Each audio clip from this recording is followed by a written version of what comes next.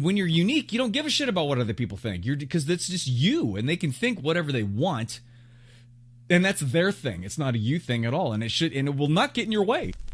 The millennial generation is as follows. Welcome to Surrounded by Idiots Radio Podcast.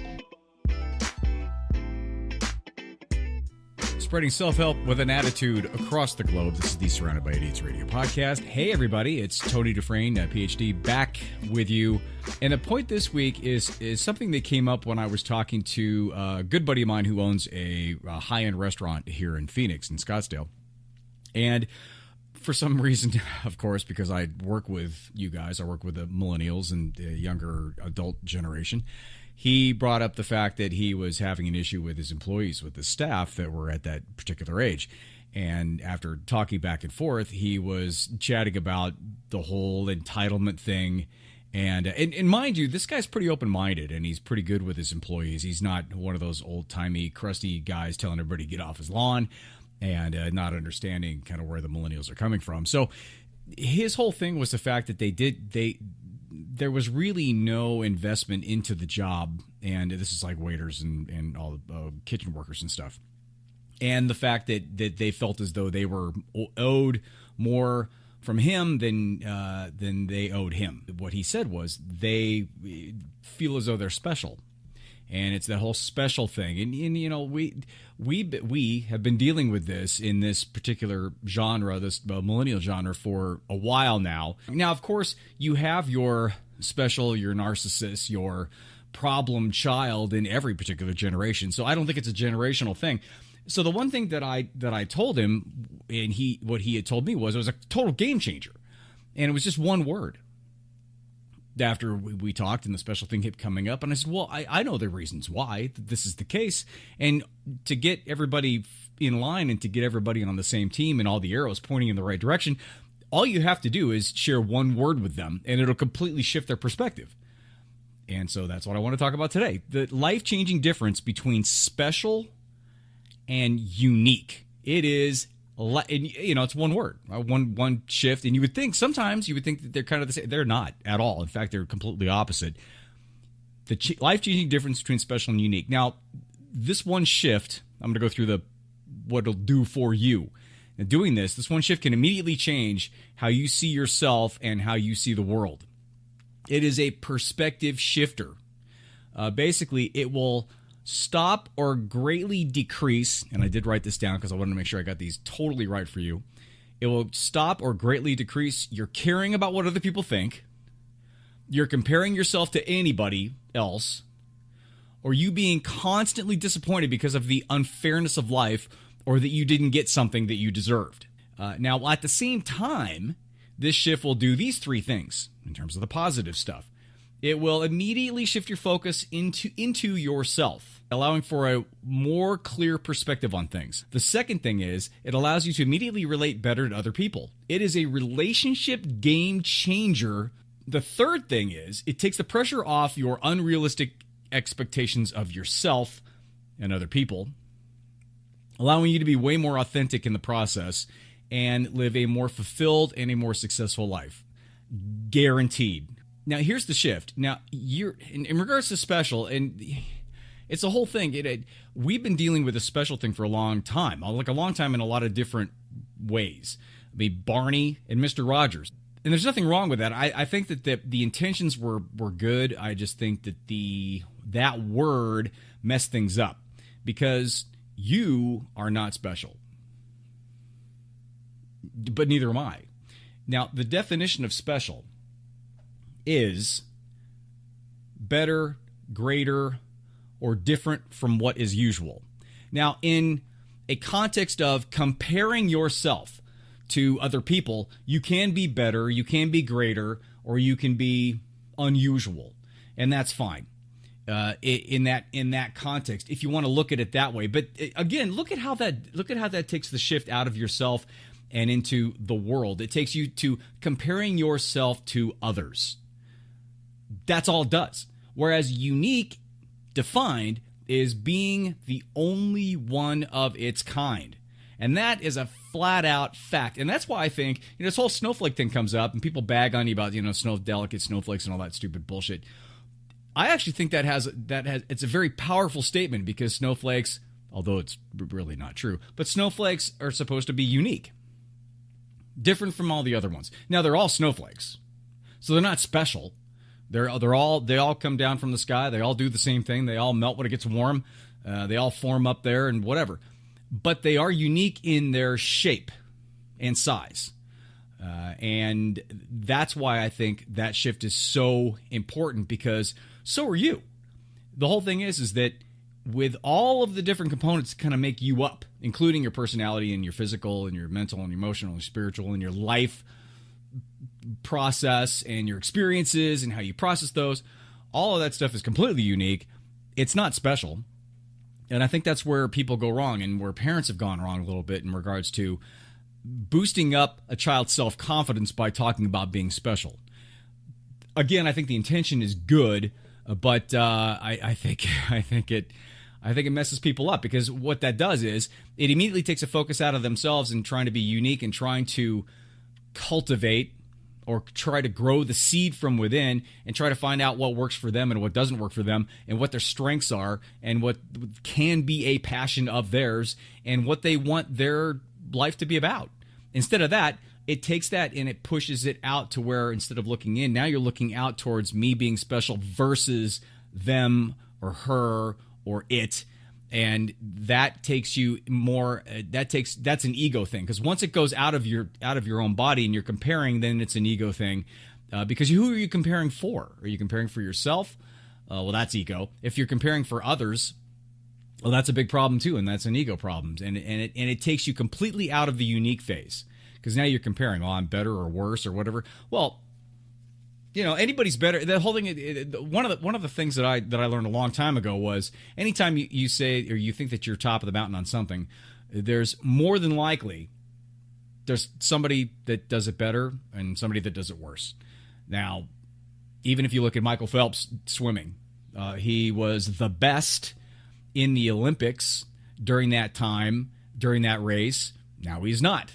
Now he would get beat. So it could be a fleeting moment in terms of you being the best, and that's competition, but that's sports, and it has its own place versus you and what you want your life to be about and what you want your passions to be about and how you want to relate to other people.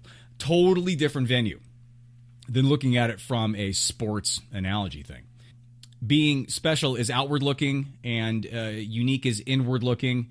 And thinking special or that the world revolves around you, it's all ego and it's weakness, and you'll constantly run into the walls of unfairness or bias that will keep you from growing. I mean, in you comparing stuff, and it may be coming from like being here in the States, being somebody that's very progressive or very liberal, and then looking at all the gun-toting, Trump people out there, and I know they're not all gun-toting, but stay with me.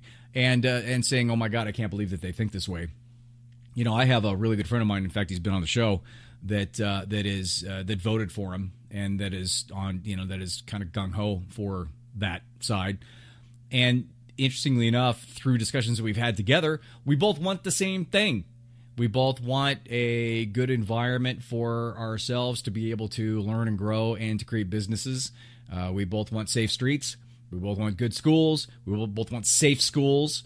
And the thing is it's just two different paths to get there. So it's a matter of not getting so caught up in all of that and looking for the common denominator. And the problem in politics is that the common denominator doesn't help. It doesn't help people get elected, and it doesn't help the shift in power. What helps is being the most contrasting, being the most out there, and shifting that over to that side. That's what matters most if you're only focused on power for your side.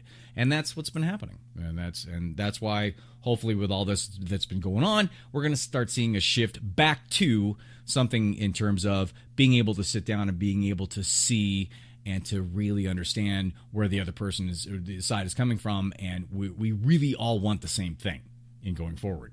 So that's in regards to, that whole shift.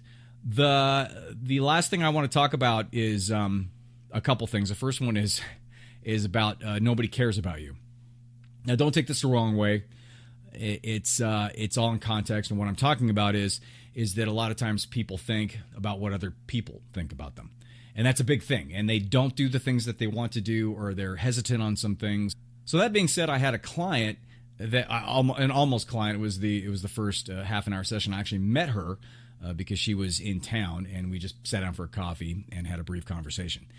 And during that time, and at first when she sat down, you can always tell a lot about somebody even before they talk, and that's the whole thing about body language and vibe, and you can pick that up. And she was very sort of into herself and sort of closed up and relatively defensive in regards to making any changes. So I knew right away it's probably about a 50-50 chance this is going to happen. And then as we were talking, she was talking about wanting to get in shape and a relationship. She didn't have a relationship, and she wanted to have a meaningful relationship, but she was, but she thought that she was not attractive, and this wouldn't go. The workout weren't happening, and she doesn't have anything to offer, and all that kind of. And then she talked about what other people were, well, what would they think about me, and all that kind of stuff. And the one thing I said was right out the gate, I said, well, really, nobody cares. And that I completely floored her, thinking, oh my God, nobody cares about me, which is total ego, right? That's where it went for her. Which at that second I knew I wasn't going to be able to work with her, because it went right to ego in terms of, what do you mean nobody cares about me? I need to be cared about, to identify, to be valuable to whomever. Somebody needs to care about me, which is total bullshit. And that's not the case. The only person that really needs to care about you is yourself, because when you do, then other people will, because you will have an impact not only on yourself that way, but you'll have an impact on everybody else. And actually, the people that don't care about themselves or are so worried about other people are actually going to be attracted to you, because you show this genuine, authentic level of caring. So that's the whole point. The point is that really nobody does care, because, look at it for what it is. Everybody's going to have judgments. You're walking down the street, and this guy comes towards you, and he's wearing some stupid tie-dye shirt and a macrame belt, and he's on blades, and he's, whatever. The guy looks like a clown in comparison to everybody else walking around the street. So you're going to initially say, well, I got to know what that guy's story is, right? Or that guy's he's a clown. Now, how long does that last, though? Because you are literally walking down the street, and you are going towards something. I'm assuming walking down the street. So the judgment on that person is, I don't know, 5 seconds. So 5 seconds of somebody else's life seeing you dressed the way you are, or presenting the way you present, or doing the speech that you're doing, is so fleeting, and it's so in the moment, yet people give it so much weight. You give so much weight to what people think about you in certain circumstances. After a couple drinks, getting up and doing karaoke and thinking you have to nail it. Nobody nails karaoke. Nobody. Even American Idol, sometimes they don't, because that's really what it is. Sometimes they don't even nail it. So the thing is, it's all context, and the whole point is, if you let go of the fact that you care about what other people think, it's another thing about being unique, because when you're unique, you don't give a shit about what other people think. Because that's just you, and they can think whatever they want, and that's their thing. It's not a you thing at all, and it will not get in your way at all. So to go back into the things that's going to stop and go, the things that all of this shift, just look at yourself as unique, not special. If you do that, your caring for what other people think will vanish or go away or decrease. You're comparing yourself to anybody else will go away, and you being constantly disappointed because of the unfairness of life, or you didn't get something you deserve, will completely go away, because you don't deserve shit, because nobody deserves anything. To being a good person, to look at it as to get paid off later on, is called a karmic debt, or it's something where you expect, because you're doing something good, that something good will come to you. That's all. That's nonsense. Now, the energy that you do throw out there, it does energize, and it will help. It will help to attract those good things, but it's not a one-to-one thing, like, helping a friend off the street and then expecting them to pay you $20 for it. It doesn't work that way. It's not a direct thing. So if you let that go, and then at the same time, again, the shift will immediately shift your focus into yourself. It's an introspection.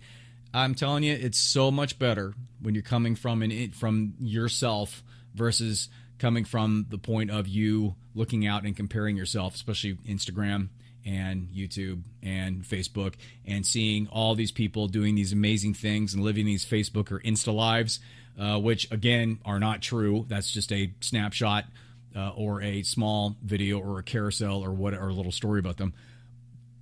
Everybody goes through this, and there's no way around it. It'll allow you to immediately relate better to other people. Again, it's a relationship game changer because when you come from inside yourself, then you have a space open to understand everybody else comes from inside themselves, and then you can decide whether or not you can relate to this person or how to relate to that person. Because if you're talking one way, if you're talking Chinese and they only understand Portuguese, it's not going to work. And that happens a lot in between political parties and all that stuff. And then you can find a way to make it work in between. The third thing, again, is to take the pressure off of your unrealistic expectations of yourself and others. And I say this with great emphasis because this is what I do all the time. I have unrealistic expectations of other people until I could reprogram myself or program interrupt myself to snap out of it, especially while I'm driving, because I've been driving since I was 16. I was a delivery driver. I mean, I drive all the time, and of course, like everybody else, I think I do pretty good. And there's a lot of people out there that don't drive all the time, and they're not comfortable behind the wheel, or they're scared behind the wheel, and they're more into themselves, and they're not aware of the people around them, so they don't use their blinker, and they throw shit out the window, and they go 20 miles an hour slower than they should in the lane that they should be going faster, and all this stuff, and that bothers me a great deal, because my first impulse on that is there are other people around you. It's not just a you thing, and again, I think a lot of that is. A lot of it is the fact that they're not meaning to do it. They just are too into themselves because they haven't let that go, and because they're not comfortable with it. So that's the one thing that I work on all the time is take the pressure off your unrealistic expectations of yourself and other people, allowing you to be way more authentic in the process. And again, that will help you live a more fulfilled and successful life. And not only that, you'll become a game changer for other people too, because modeling is a psychological term, and that's when you live the life that you know that you can, and you try to be as consistent as possible. But other people see that, and when other people see that you can do that, and they sense the vibe that you have, you actually create a positive influence on them, and internal motivation in them to get them to do the same for themselves. So that's it for this week. Again, the life-changing difference between special and unique. You're not special. You are very, very unique, which is redundant, but you know what I mean. And you be your unique self. Find your unique voice. Be authentic. That's the story. I'm sticking to it. Remember, you can go to javabud.com for everything. And I might try the YouTube live videos next week. I'll give you a heads up if I happen to. I don't expect a lot from that at the beginning, but what the hell? I might as well give it a shot.